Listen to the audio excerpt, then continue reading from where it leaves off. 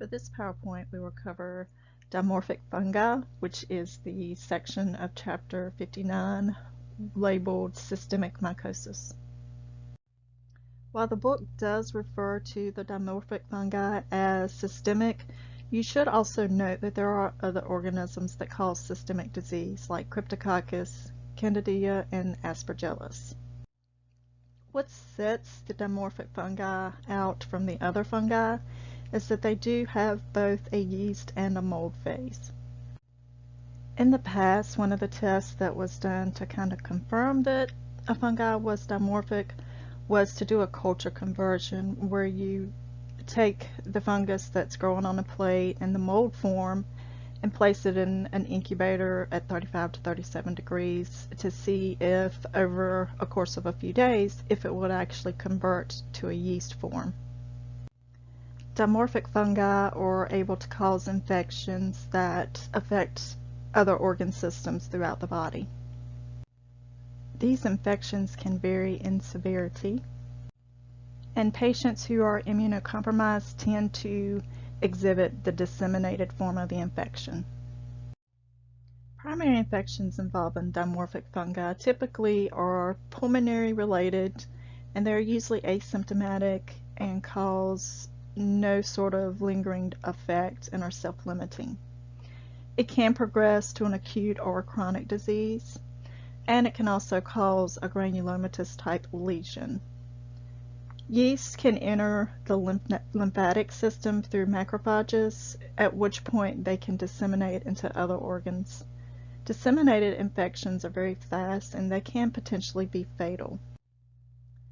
Since specimens could possibly contain dimorphic fungi that are very sensitive, it's imperative that the sample is processed appropriately, and this involves making sure that it's processed as soon as possible. Extreme caution should be used with these sort of samples and these cultures because they can be transmitted very easily when they're in the mold form, and could cause an infection that's not anticipated with the laboratory workers.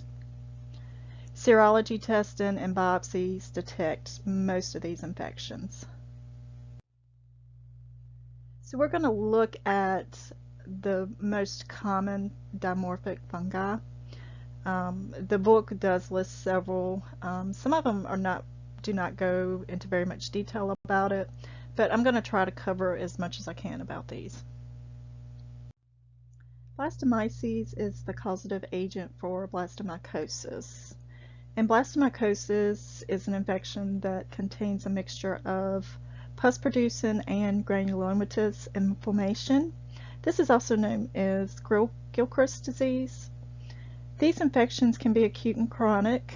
You can see an example of a chronic cutaneous blastomycosis here with this nasty ear.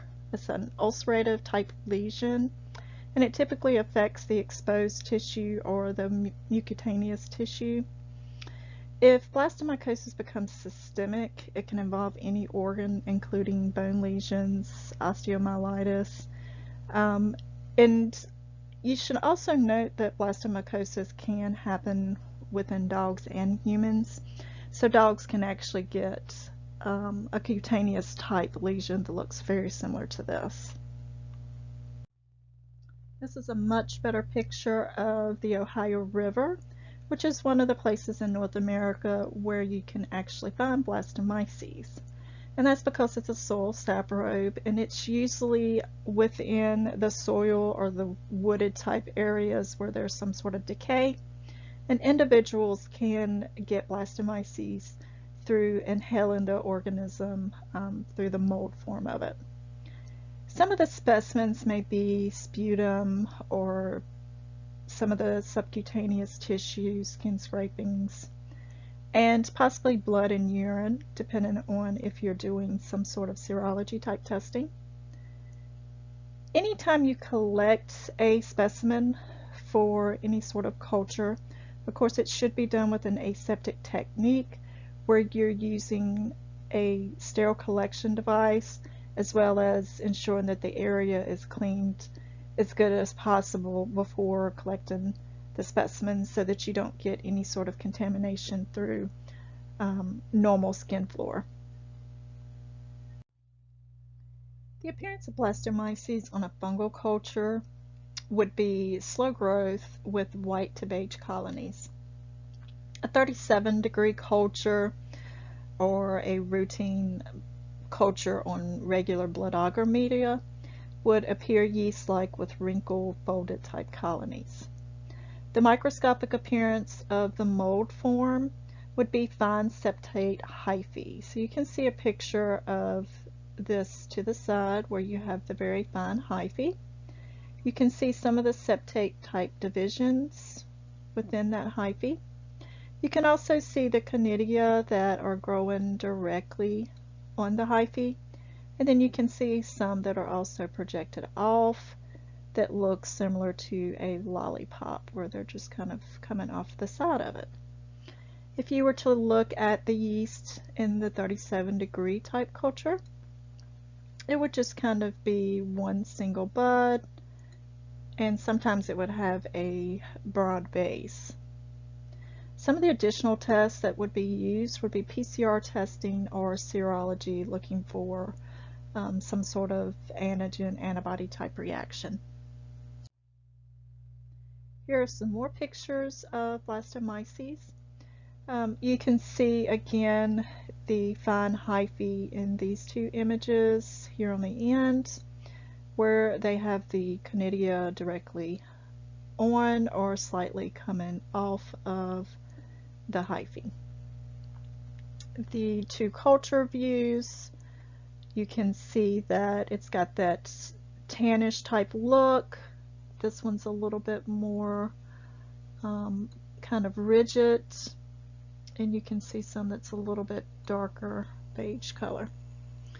Here at the bottom you can see a wet mount with the broad budding yeast, and these two cultures to the side, that's purple so you can't see it well, but these two again show those yeast with the single buds. Yeah, that's not a pretty picture. Coccidioides is the cause of coccidioidomycosis.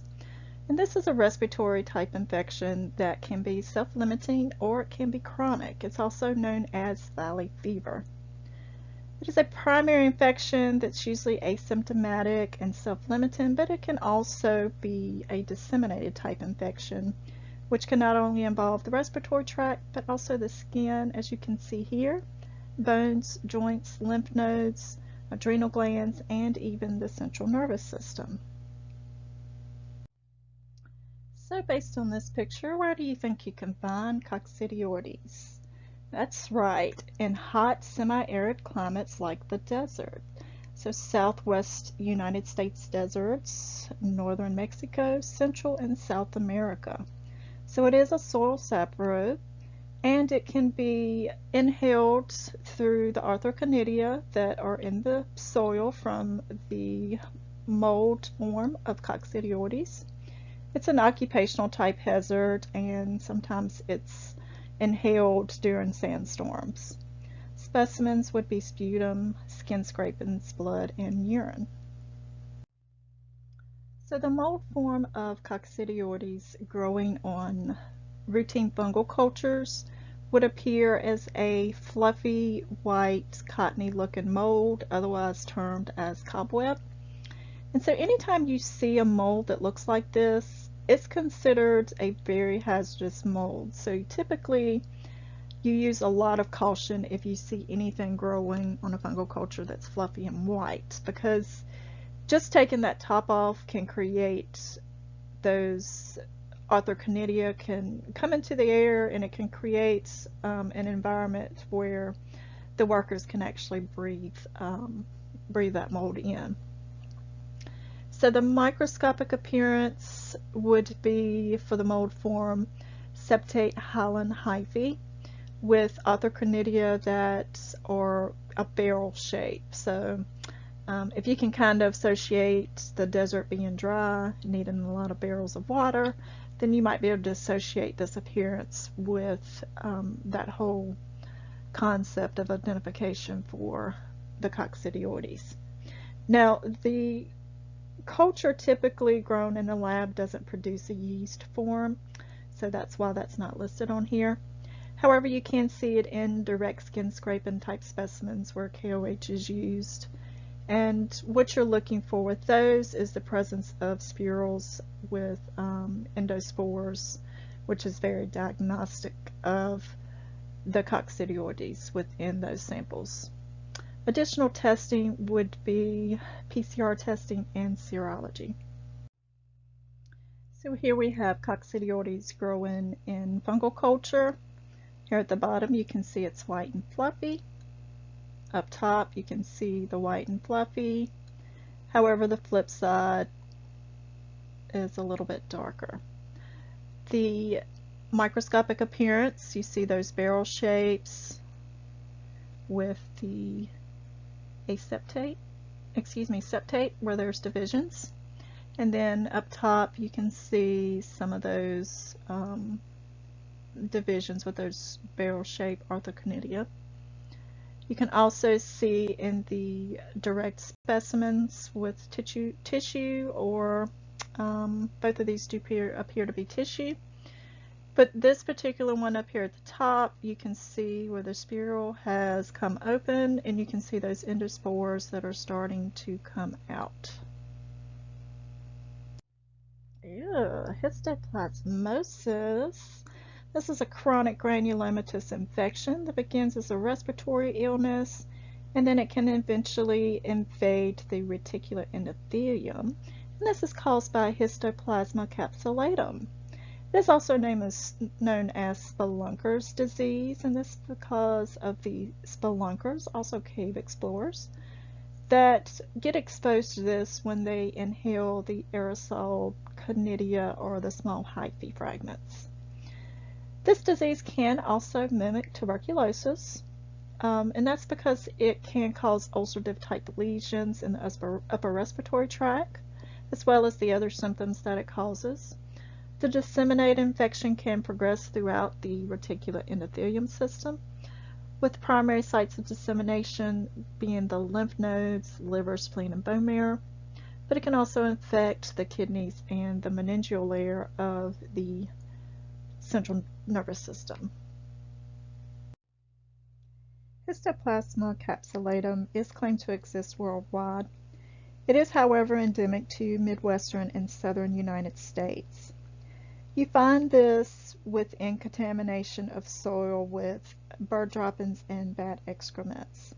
So you can see this a lot of times in farmers who have chicken houses, and they get exposed through cleaning up those chicken houses and getting exposure through those the chicken feces. And what happens is once it gets in the air, then they breathe in those spores. Specimens of choice are lung biopsies, blood, and bone marrow, and it can be seen as an incidental type finding with blood and bone marrow type stains with the right stain. The macroscopic morphology of Histoplasma capsulatum going in a fungal culture will appear as a tan, fluffy, suede looking or cottony type colony, and the flip side would be pale yellow to brown. At 37 degrees, it appears a yeast that is smooth and white, and it can be tested through culture conversion. However, this is not used much anymore, and that's because that there are other methods out there like PCR and serology that are easier and quicker to perform.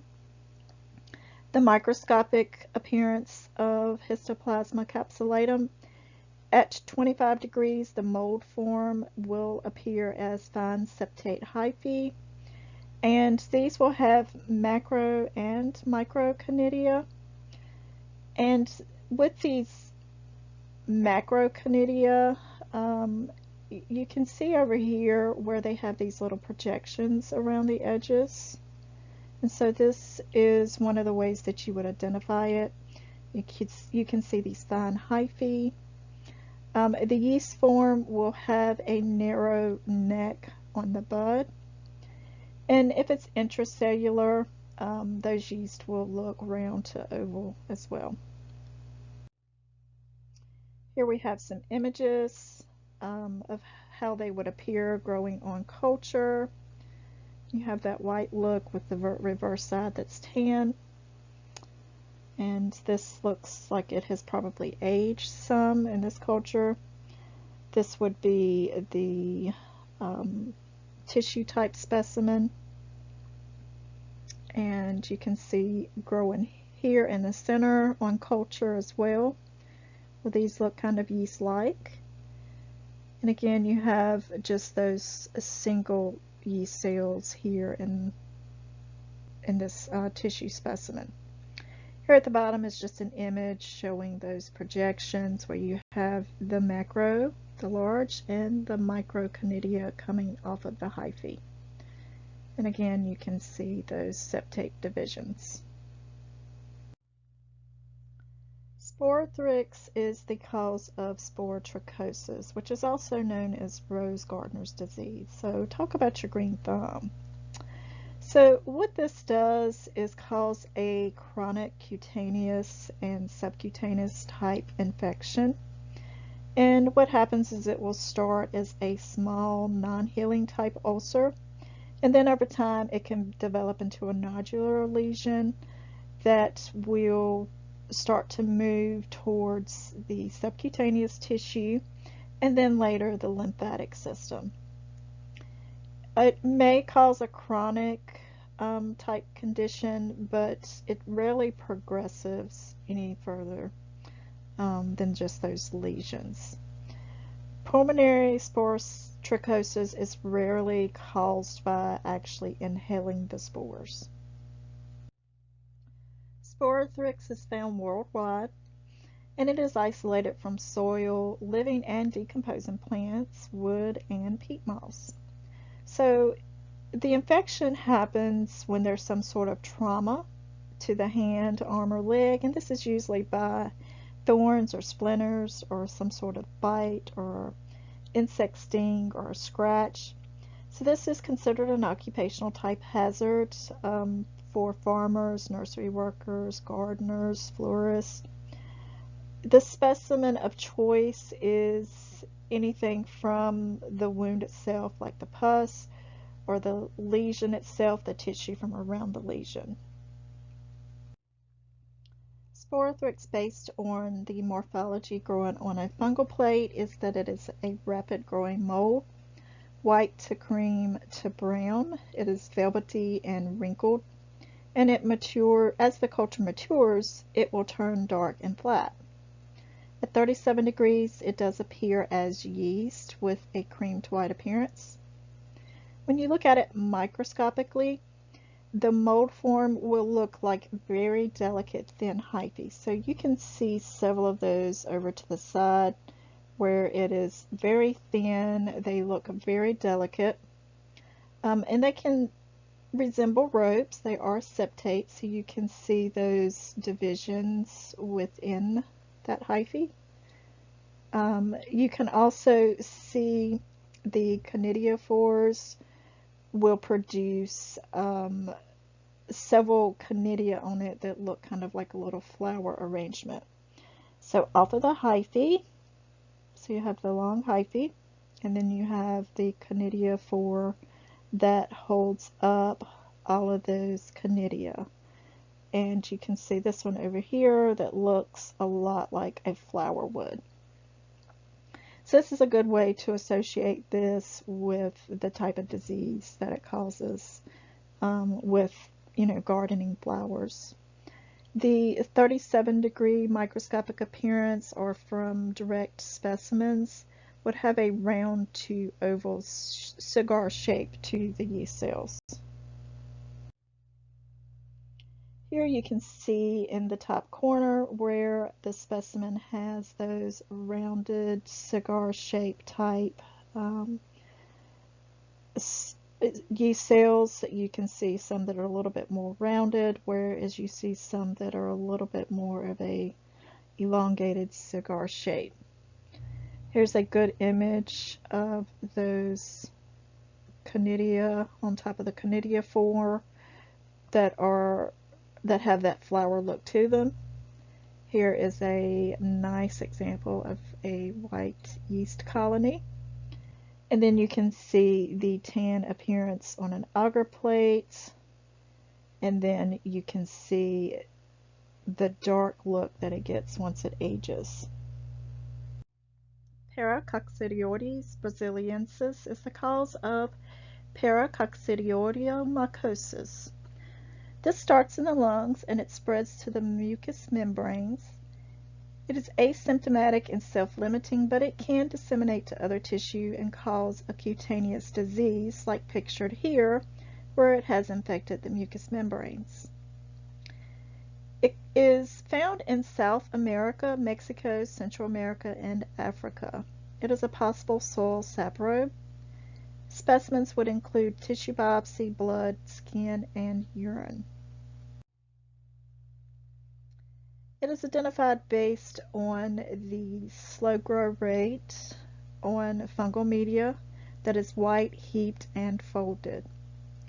At 37 degrees, it is yeast-like with a cream to tan moist colony.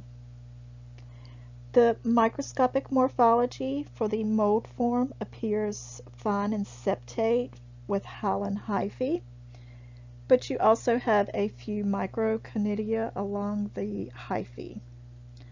The yeast form will appear with multiple thin neck buds. And you can see a picture of that here where you have the large form, but then off of that you have several very thin neck buds. So you can see the thin necks here, but you have several buds off of one mother cell. The direct specimen would appear like this, and this is also termed as a mariner's wheel.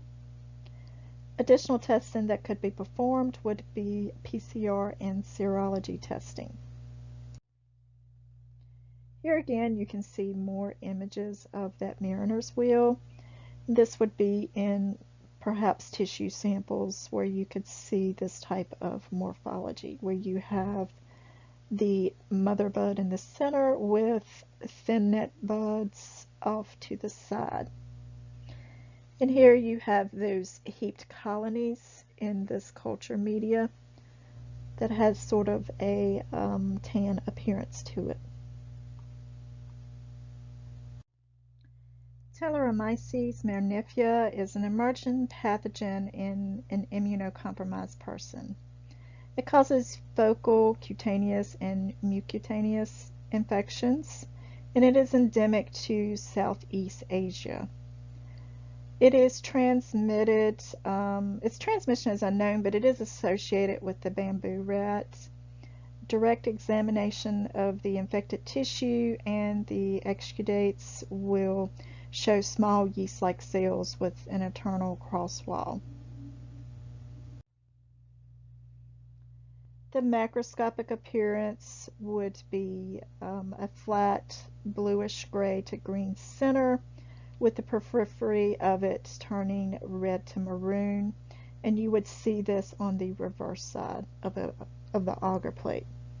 At 37 degrees, the yeast-like colony would appear cream to slightly pink, and it could be glabrous to convoluted in texture.